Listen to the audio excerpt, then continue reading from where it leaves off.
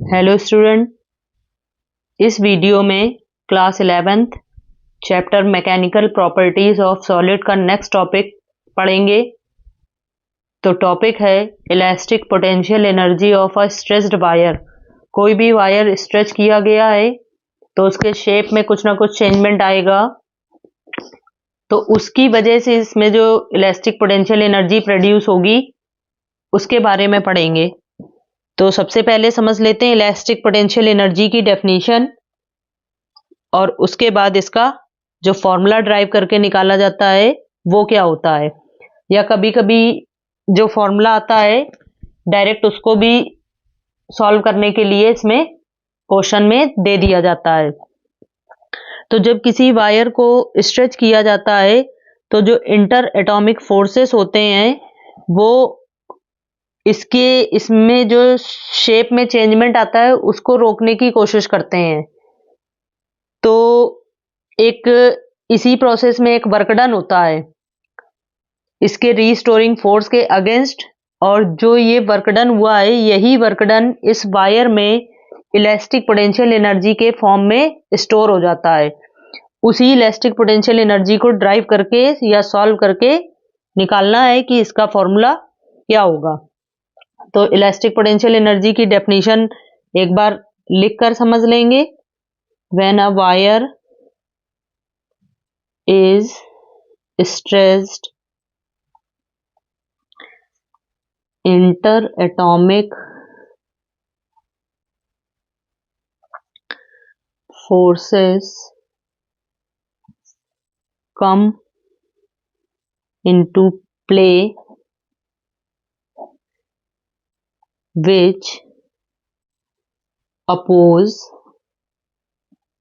the change।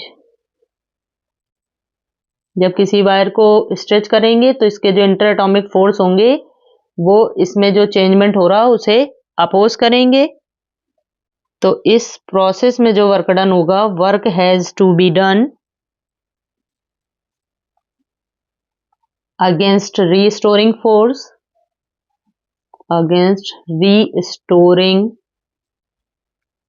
Force. Restoring force एक opposing force होता है जो किसी भी ऑब्जेक्ट की शेप साइज को वापस उसी पोजीशन में लेकर आता है, उसे रीस्टोरिंग फोर्स कहा जाता है। Restoring force, the work done in stretching the wire, और वायर को स्ट्रेच करने में जो वर्क डन हुआ है वही स्टोर्ड हो जाएगा in the form of, is stored in the form of elastic potential energy.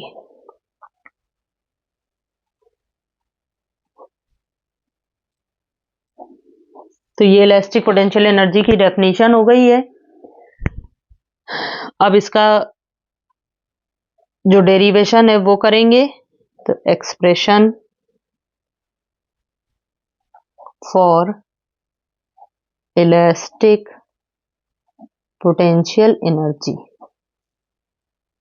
इसके लिए इसमें कुछ टर्म है उन्हें यहाँ पर कंसीडर कर लिया जाएगा और उनका यूज करके ही इसका फॉर्मूला ड्राइव करेंगे। Suppose a force F applied on a wire of length L, wire की लेंथ L है।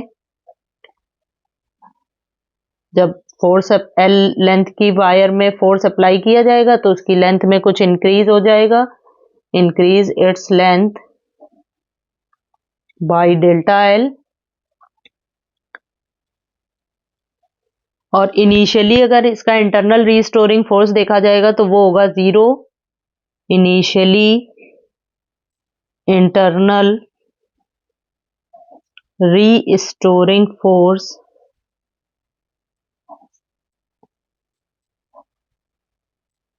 in the wire is 0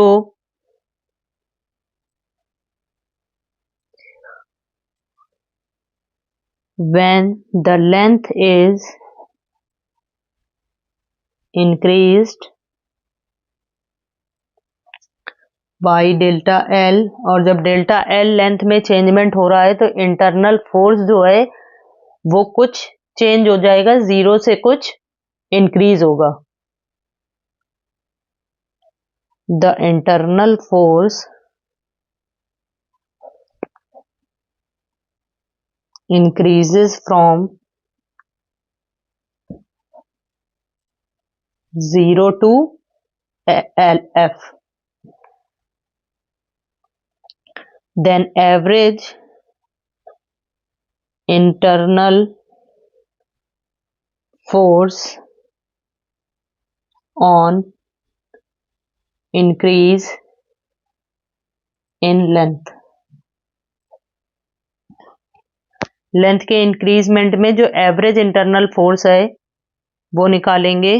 delta L of wire is,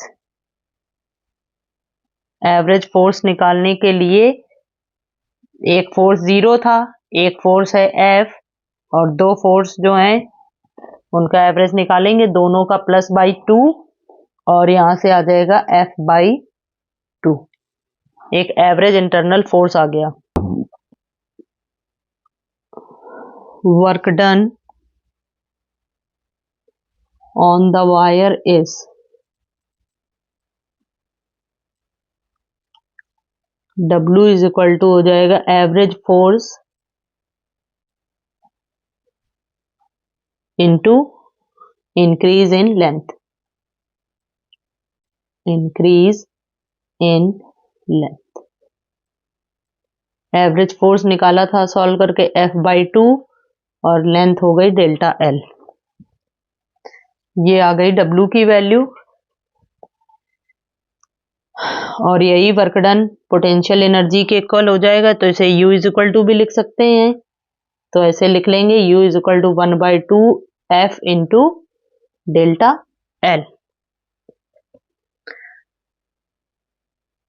और इसमें अब थोड़ा सा स्ट्रेस और स्ट्रेन के टर्म्स में लिखने के लिए L का मल्टीप्लाई डिवाइड और A का मल्टीप्लाई डिवाइड कर लेंगे, तो आ जाएगा U is equal to 1/2 F upon A into delta L upon L into A into L. यहाँ पर क्या है, जो ऊपर वाला टर्म था उसमें A का मल्टीप्लाई डिवाइड किया और L का मल्टीप्लाई डिवाइड किया, उससे कोई फर्क नहीं पड़ेगा, क्योंकि अगर देखा जाए तो दोनों कैंसिल होकर के वैल्यू यही आएगी। और इसको इसलिए ऐसा किया है क्योंकि इसे लिखना होगा इन the terms of stress strain into volume में। तो फोर्स अपॉन एरिया होता है stress, delta L upon L होता है स्ट्रेन, और A इंटू एल हो गया वॉल्यूम। तो ये जो फॉर्मूला आया है, डायरेक्ट इसकी प्रूविंग भी पूछी जाती है कि शो करके दिखाइए या प्रूव करके दिखाइए कि स्ट्रेचिंग वायर की पोटेंशियल एनर्जी 1/2 स्ट्रेस स्ट्रेन और वॉल्यूम के इक्वल होती है। अब इसी को थोड़ा सा इस तरह से लिखेंगे, फॉर यूनिट वॉल्यूम मतलब V is equal to 1, then formula बचेगा U is equal to 1/2 stress into strain. अब इसी फॉर्मूले को और अलग अलग तरह से लिखा गया है इन the terms of Young modulus, वो भी समझ लेंगे। क्या हमें पता है, यंग मॉडुलस जो है वो स्ट्रेस अपॉन स्ट्रेन का रेशियो होता है।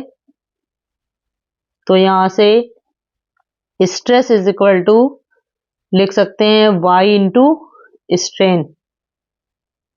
देन ये पोटेंशियल एनर्जी का फॉर्मूला यंग मॉडुलस के टर्म में आ जाएगा 1/2, स्ट्रेस की जगह रख देंगे Y into strain, Y into strain, और एक स्ट्रेन पहले से था फॉर्मूले में, तो आ जाएगा स्ट्रेन का स्क्वायर।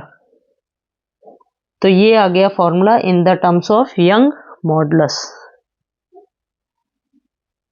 तो ये इंपॉर्टेंट टॉपिक है। तो न्यूमेरिकल है, एक steel wire of length 2 metre is stretched through 2 mm The cross-sectional area of wire is 4 mm square. Calculate elastic potential energy stored in the wire in stressed condition. Young modulus of steel is 2 into 10 to the power 11 Newton per meter square. कोई भी steel का wire है जिसकी length 2 metre दी है, given value लिखेंगे सबसे पहले। Length 2 metre है और जब इसको स्ट्रेच कर दिया गया तो लेंथ में चेंजमेंट आ गया 2 mm। mm को कन्वर्ट कर लेंगे मीटर में, तो 2 into 10 to the power -3 metre. और इसका क्रॉस सेक्शनल एरिया है 4 mm स्क्वायर। इसको भी मीटर में कन्वर्ट करेंगे तो 4 into 10 to the power -6 metre square हो जाएगा।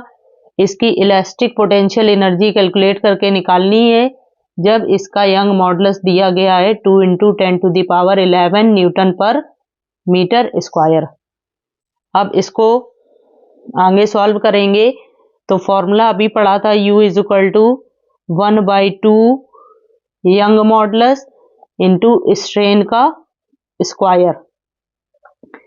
तो यंग मॉडुलस तो दिया ही गया है और इसमें वॉल्यूम का टर्म भी रहेगा क्योंकि यहाँ पर एरिया और लेंथ दिया गया और न्यूमेरिकल में कहीं भी यूनिट वॉल्यूम की कंडीशन नहीं कही गई है तो वॉल्यूम भी हो जाएगा।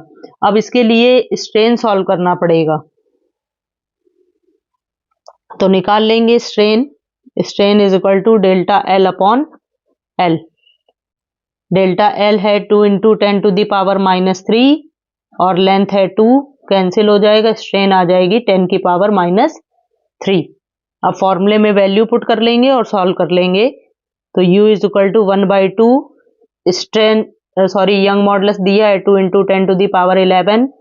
स्ट्रेन सॉल्व कर ली है, आ गई थी 10 की पावर -3। यहाँ इसका स्क्वायर कर लेंगे तो हो जाएगी 10 की पावर -3 का स्क्वायर। वॉल्यूम को निकालेंगे एरिया इंटू लेंथ से, तो एरिया दिया है 4 into 10 to the power -6, length थी 2। अब इसको बस सॉल्व कर लेंगे, यहाँ से ये 2 कैंसिल हो गया तो बचा 10 की पावर 11 इंटू ये हो जाएगा 10 की पावर -6 और ये 4 into 10 to the power -6 into 2 और ये 4 2 जा 8 और पावर सॉल्व करेंगे तो -6 हो गई माइनस की 12 और प्लस की 11 में जब सॉल्व होगी तो बचेगी 10 की पावर -1। इसी को लिख सकते हैं 0.8 जूल। तो यही इसका आंसर आ रहा है। ये एक इसका न्यूमेरिकल हो गया। अब इसके जो अगले टॉपिक हैं वो आपको नेक्स्ट वीडियो में मिलेंगे। Okay, thank you.